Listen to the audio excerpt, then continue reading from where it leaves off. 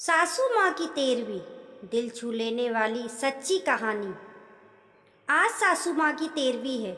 मेहमानों के बीच उदासी ओढ़कर नकली आंसू बहाते हुए बहू संजना अब उकता सी गई थी। एक ननंद को छोड़कर बाकी सभी मेहमान जा चुके थे। अब उसे इंतज़ार था सास की विरासत में छोड़ी हुई चीज़ें देखने का।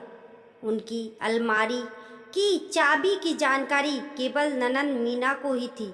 उसने सबके सामने अलमीरा खोली। सामने ही लॉकर की चाबी और एक कागज़ का पुर्जा पड़ा था। मीना ने माँ का लिखा हुआ संदेश पढ़ा। माँ ने अपने जेवर इकलौती पोती और बेटी के नाम किए थे। कैश रुपयों पर बेटे का अधिकार था। उनके सभी नए पुराने कपड़े गरीब महिलाओं में बांट दिए जाने का जिक्र था।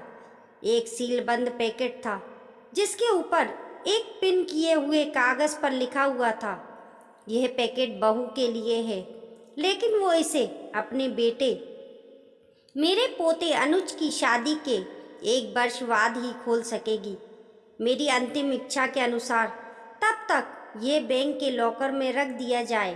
बेटे ने वह पैकेट बैंक के लॉकर में रखवा दिया। दिन गुजरते गए। 6 महीने बाद अनुज की शादी हो गई। सगाई पहले ही हो चुकी थी। बहू आराधना के घर में आते ही संजना ने कुछ राहत महसूस की।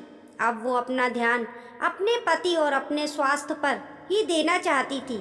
वे बात बात पर बहू को निर्देश देती, लेकिन आराधना उसके कहे को एक कान से सुनकर दूसरे से झटक देती। सास की कही हर बात का उल्टा जवाब देती। धीरे धीरे उसने सास को रसोई से बेदखल कर दिया। समय गुजरता रहा और संजना हालात से समझौता करती गई।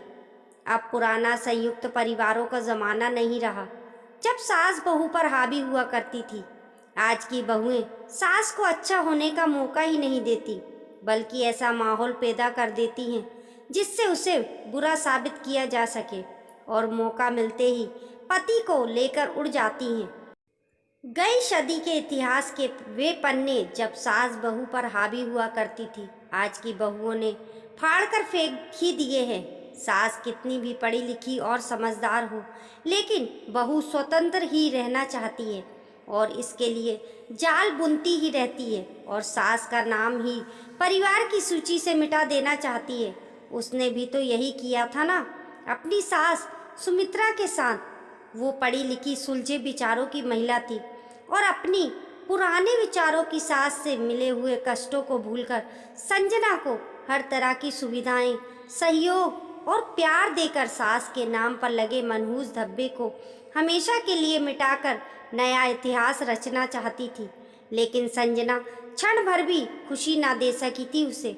आज उसे सास की बहुत याद आ रही थी। तभी सामने लगे कैलेंडर पर उसकी निगाह पड़ गई। 2 दिन बाद ही बेटे बहू की शादी की पहली वर्षगांठ है। सास की वसीयत के अनुसार 1 साल पूरा हो चुका था।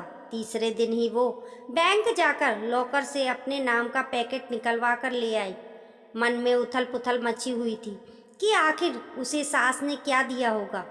बेटे बहू के इधर उधर होते ही उसने वो पैकेट खोल दिया।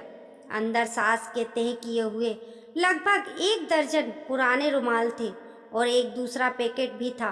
देखकर अचानक उसकी आंखें एक सवाल किए सिकुड़ गईं। साथ ही पिन किए हुए कागज पर लिखे शब्द पढ़ने लगी।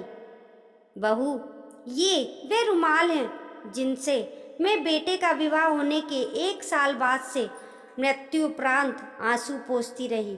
पढ़कर उसकी आंखों से अविरल आंसू बहने लगे। रोते रोते उसने दूसरा पैकेट खोला। उसमें उतने ही बिल्कुल नए रुमाल थे और वैसे ही कागज का टुकड़ा पिन किया हुआ था। उसे कहीं से सास की आवाज़ सुनाई दी, बहू रो रही हो ना? ये रुमाल तुम्हें अपनी अंतिम सांस तक आंसू पोंछने के काम आएंगे। और उसने एक रुमाल उठाकर अपने आंसू पोंछ लिए। दोस्तों, ये दिल छू लेने वाली कहानी पसंद आने पर लाइक करें और अपने और हमारे YouTube परिवार का हिस्सा बनने के लिए चैनल को सब्सक्राइब करें। कमेंट बॉक्स में बताना ना भूलें आपको कहानी कैसी लगी। मिलते हैं फिर एक नई कहानी के साथ।